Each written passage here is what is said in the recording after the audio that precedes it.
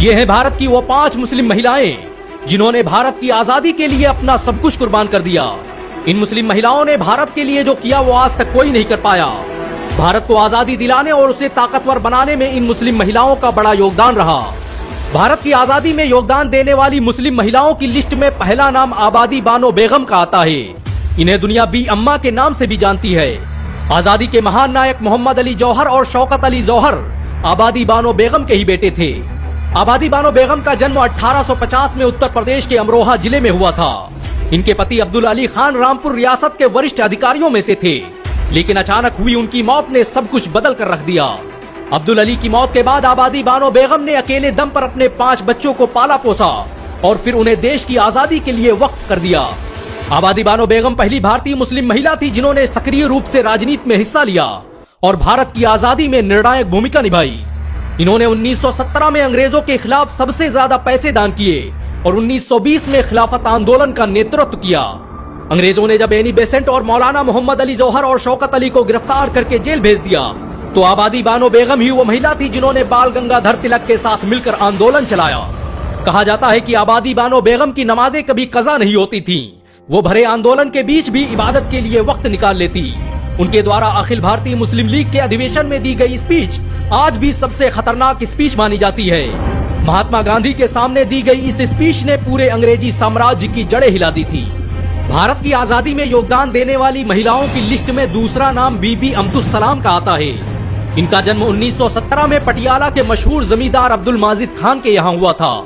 इन्हें महात्मा गांधी की बेटी के नाम से भी पुकारा जाता है। बीबी अब्दुल सलाम ने भारत की आजादी और हिंदू मुस्लिम एकता को मजबूत करने में बड़ा योगदान दिया। इनकी वजह से ही बंगाल और पंजाब में होने वाले हिंदू मुस्लिम दंगों की आग शांत हो पाई थी।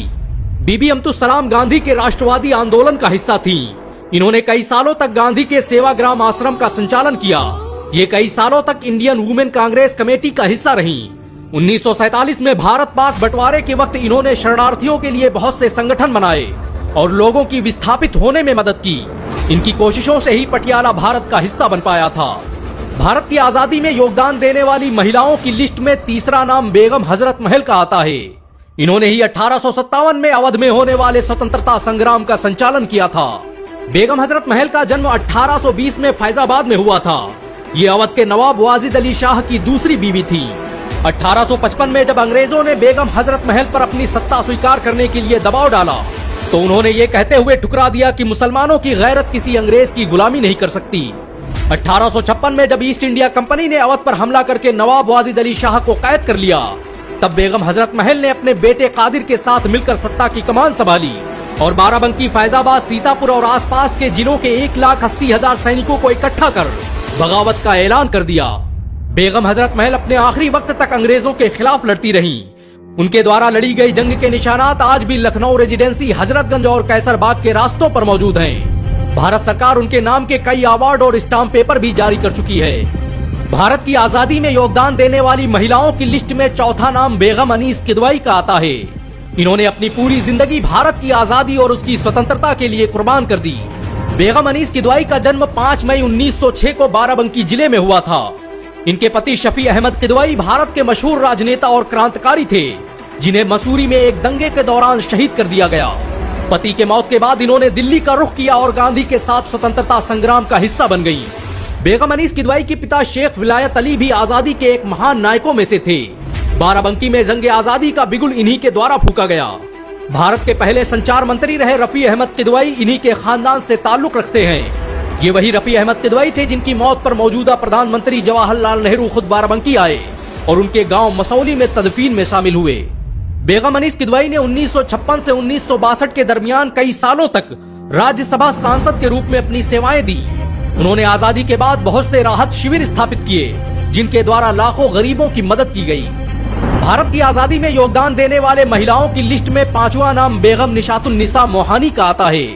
ये भारत के मशहूर क्रांतिकारी और इंकलाब जिंदाबाद का नारा देने वाले हसरत मोहानी की बीवी थीं। इन्होंने बाल गंगाधर तिलक के साथ मिलकर कई विद्रोहों का कामयाबी से संचालन किया। बेगम निशातुन निसा का जन्म सन 1884 में मोहान में हुआ था।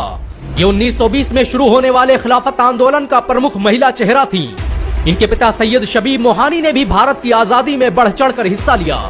भारत में जब बहिष्कार आंदोलन की नींव पड़ी तो निशातुन्निसा वो पहली भारतीय महिला थी जिन्होंने अंग्रेजों के विरोध में भारत के पहले खादी स्टोर का उद्घाटन किया और अंग्रेजी सामान का बहिष्कार करने की रणनीति बनाई। ये कई सालों तक भारत के मशहूर अखबार उर्दू ए मोहल्ला की प्रकाशक रही। इन सब के अलावा ऐसी बहुत सी मुस्लिम महिलाएं हैं जिन्होंने भारत की आजादी और उसकी अस्मिता के लिए अपना सब कुछ कुर्बान कर दिया। सच तो यह है कि भारत की आजादी मुसलमानों के बगैर मुमकिन न थी। बेशक मुसलमानों ने जो इस देश के लिए किया वो कोई और नहीं कर सकता, लेकिन आप एक काम जरूर कर सकते हैं, वो है इस वीडियो को 1 लाख लाइक तक पहुंचाना। अगर एक मुसलमान होने के नाते आपको